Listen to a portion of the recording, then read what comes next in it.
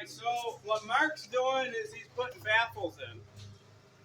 And what we do is we go past the wall a little bit with the baffle and run it all the way. We keep it about a foot away from the peak because we're going to have a pocket. We're going to have collar ties that come from here to there, and our insulation is going to run with the collar tie. So insulation's probably going to stop right here, and then it's going to come across the collar tie. So we have a pocket of ventilation through the whole peak of this roof. And we've been discussing, Mark was asking, what was your question? Why don't you just put a vapor barrier in between the OSB? A vapor barrier, right? So why didn't we just put a vapor barrier on top of our rafters between our plywood? Because we're not trying to capture the vapor.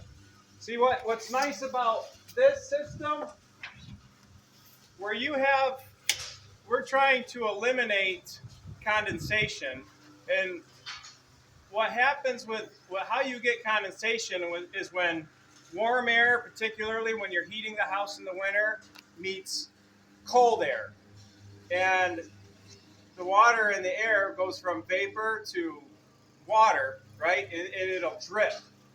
It can get pretty bad sometimes, depending on the moisture in the air. So we're going to have our soffits all vented, and we're going to have a nice stream of air from the bottom that gets pulled right up through the ridge vent. And that's going to be a nice barrier between your hot air and your cold air, and essentially will eliminate the dripping, will eliminate condensation. And that's why I don't believe in spray foaming. People will just not put in, I've seen people build houses here, and they don't put in any ventilation, and then they just spray foam everything. So what you have is hot air that's going to heat up that spray foam, and it's going to hit the cold air, and it's still going to produce condensation, but it's going to get trapped in the wood and in pockets of the spray foam. And they're finding that years down the road that you're having mold issues.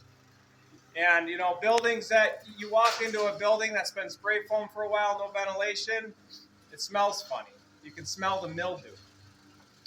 Everything needs to breathe. Yeah, you could seal up every nook and cranny and maybe save $30 a month on your heating bill or whatever, but you're creating a bad environment because everything needs to breathe. And if it stops breathing, then you have a good environment for mold and mildew, right? So we're not looking to trap the condensation with a vapor barrier or spray foam. We're looking to eliminate it, and that's done by simply creating a pocket of air between the hot and the cold, the inside of the house and the outside. And that's why you want to have the baffles in, and you want to have good ventilation. So that's that.